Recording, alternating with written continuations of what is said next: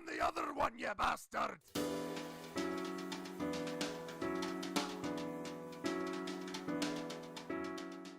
So we all know that Takara likes to make novelty pieces, and one of them they really struck gold with. That was, of course, the smallest transforming Transformers, often called World's Smallest Transformers, although that's not really the branding for them. So Takara released them, kept on releasing them, and suddenly stopped. They clearly had no intention of doing the entire G1 cast because that would take way too much effort, and most of the characters, well, the average fan just isn't interested in them. When it comes to third-party toys, it's all niche, so you can do those niche characters. But for Hashtag, well, market research is required. You need to do much more popular characters that will sell to a wider audience, otherwise the time and effort being put into each mold really isn't worth it. And of course, talking of third party, well, since Takara left a gap, third party filled it. They did seem to disappear as quickly as they showed up though, so was that indicative of the quality?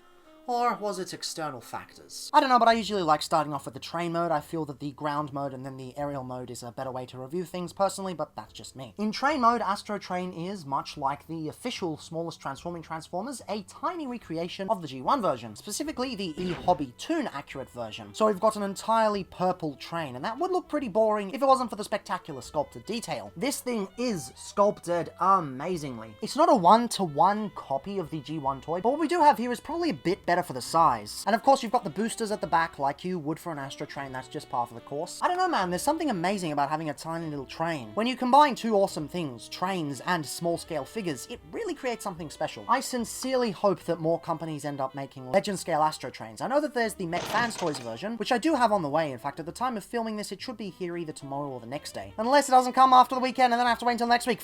But at the very least, having this is a fantastic novelty. Part of what makes this really amazing is that it is tiny. It is 7.8 centimeters by 2 centimeters by 2.5 centimeters. Especially in the width and height, it is tiny. Like Astrotrain already was an undersized vehicle to begin with in terms of its G1 toy, but because this line, both Justitoys and Official, bases itself on the G1 toys, especially in its scale, that undersized nature really works to Astrotrain's credit. I mean, it's basically the same width as Red Alert, just elongated. So it really sells the micro aspects, more so than probably any smallest transforming Transformer, or world's smallest Transformer, if that's what you like to say. Obviously though, it's not going to be scaling with any traditional Legion figures, Legends figures, Earthrise Micromasters, or G1 Micromasters like Crumbs. But because he is Astrotrain in such a small scale, he works fantastically as a novelty piece. I mean, Red Alert was one thing, but that's just Red Alert, not really a popular character. He's one of the characters that really works well in the novelty sense. And of course, since I have the original, or rather the Walmart reissue of the original, I feel it's only fair to compare the two. You can see the differences in deco, but one thing is really important to note. The diecast on the original is mimicked almost exactly with the newer version. That is attention to detail, including the diecast. I don't think any of the official smallest transforming Transformers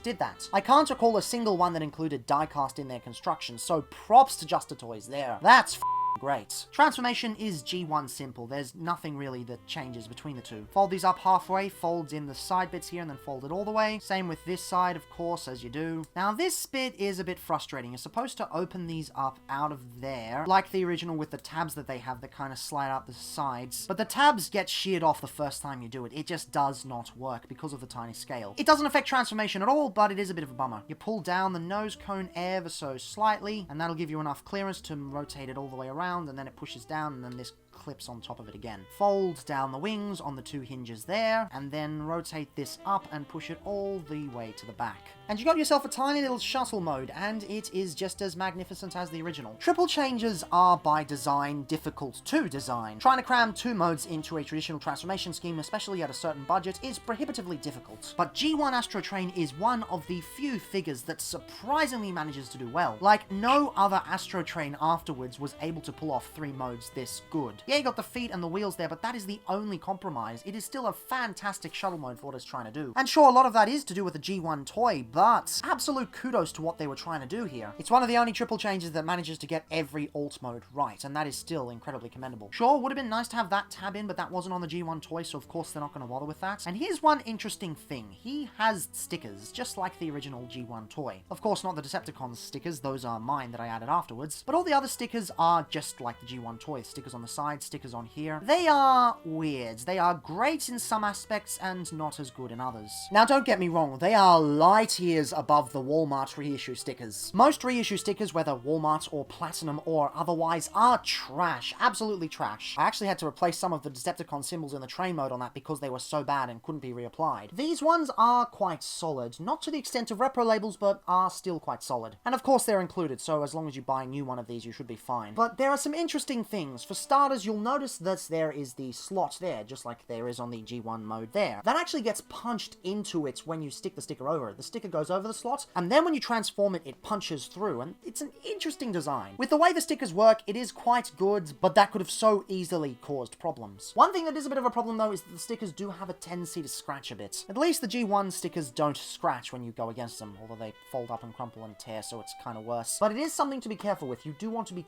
careful with the Justitoys stickers, which kind of goes against what Legends figures are supposed to be. Small desk toys that you can be a little bit rough with because they're nice and simple. But hey, I'll give them massive props for being better than the Walmart and Platinum ones. Astrotrain is still remarkably small at 9.5 centimeters by 6 centimeters, and including the fin at the back, 3.2 centimeters. Again, not to design with any traditional mainline figures, but that's not the point. The point is to scale with smallest transforming or world's smallest figures. That or to have him as a novelty piece. Works remarkably well for that. At least it works better than the Pen Optimus Prime. It works much better as a novelty piece in that regard. Now, when going to robot mode, they did make one clear deviation from the source material, but it is a really cool one. But that aside, there are other issues. You want to transform them just like the G1 toy by bringing these out, bringing the nose cones back into here, closing up the legs again, but unfortunately at this scale, the connection tabs in the legs are a bit loose, meaning that in some cases he has a tendency to kind of buckle at the legs. That's also a thing on the G1 version. Several copies have loose legs like that, so it is something to be careful of. I really think they could have fixed that from the G1 toy, and the fact that they didn't and they chose to go exceedingly accurate and faithful, that's a bit of a bummer. But anyway, you move the thruster section back as you normally do, push this down and flip it open as you normally do, and then this is pretty cool. Now, of course, as you do, you open up the arms and they're on ball joints, as was the G1 toy. G1 toys did have ball joints. It's an interesting thing that many people forget. But then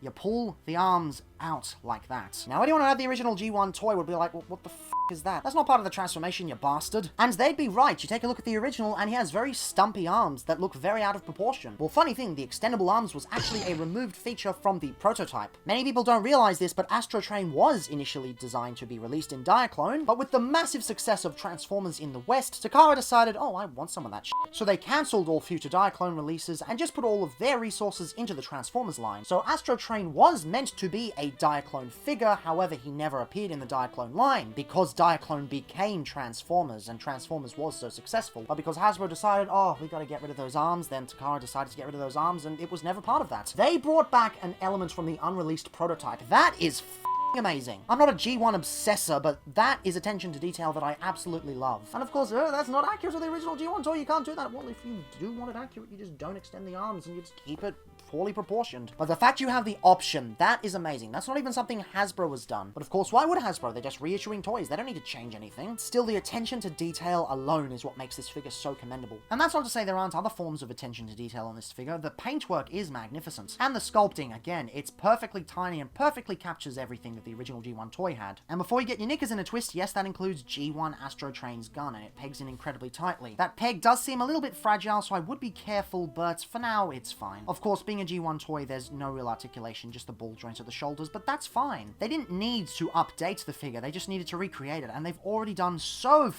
much to do so. Absolute kudos to them for doing this. Oh, I guess his head also turns. I forgot about that. That's also a thing. Now, the funny thing about Astrotrain is he is so well proportioned, especially with this remake, so he could stand in next to your standard Legion figures, Legends figures, Earthrise Micromasters, and fellas like Crumbs. But let's be real here, it might be better for you to just wait for a third-party Legends version, because this is third-party, so the whole official thing doesn't really apply here. And of course, to close things off size-wise, he is 6 centimeters wide, as he was in the shuttle mode, and 7.5 centimeters tall. The only real thing I can complain about sometimes is that sometimes he droops like that, but it is an easy fix. And when you're not dealing with so many moving parts at such a small scale, it still works remarkably well. I do have to say, a lot of this is due to the original great mold from Takara, but they've recreated this surprisingly well. G1 Astrotrain is a fantastic toy, and this really takes that and brings it down to a smaller scale whilst still retaining all the charm. If you like Astrotrain and want a small Astrotrain on your shelf, I really can't think of a better one than this. Well, because I don't have any other better ones than this, but if you want a novelty Astrotrain that's based on the G1 toy, you really really can't go wrong. Just the fact that they added in that extra arm transformation when they didn't have to was a very, very good thing. And the base G1 Astrotrain mold is fantastic, so bringing all the charm to this, well, it's a recipe for success. And a lot of the Justitoys figures were this good. I also have Six Gun somewhere, and he was quite fun, but I can't seem to find him at the moment. So it's clear that the quality wasn't why Justitoys kicked the bucket. So, how did that happen? Well, you know the whole situation with the factories getting raided for Weijang and Toy World, and DX9's quitting the game, and Unique Toys is quitting the game? Well, this isn't the first time that Hasbro has taken down third parties. Takara especially was getting pretty frustrated with Justitoys stepping on their toes, despite the fact that they themselves cancelled the world's smallest line. Geez, now even I'm calling it world's smallest. This is your fault! So, they contacted all Western stores and told them, if you do not block the sales of Justitoys products, we're not going to send you any more products of ours anymore. And back then, considering third party wasn't as big, well, they listened. And with Justitoys' main source of income cut off, because they were primarily selling to the West and not to China, they were just destroyed. I suppose it's better than having a factory raided like you would these days, but it is pretty sad. Still, with the advent of 3D printing, World's Smallest lives on. As mentioned in my previous review, there are countless versions on the market right now of every single G1 toy. Well, not all of them, but they are still being made. You could feasibly have an entire G1 lineup of World's Smallest figures, and even if you don't, there are countless designers who you could commission to make those toys that you need to fill in. So it is possible. Expensive, but possible. But ultimately, as its own release, I really do recommend this. It is fantastic. But that's Astrotrain for you. It was a killer original mold, and it's just as killer now. However, filling in the gaps only really works if you have a company that is well versed in what they are trying to do. But what happens when you take a company whose expertise is Masterpiece, and they try to tackle the Legends lineup? Well, the results can be great, but tomorrow, it's not.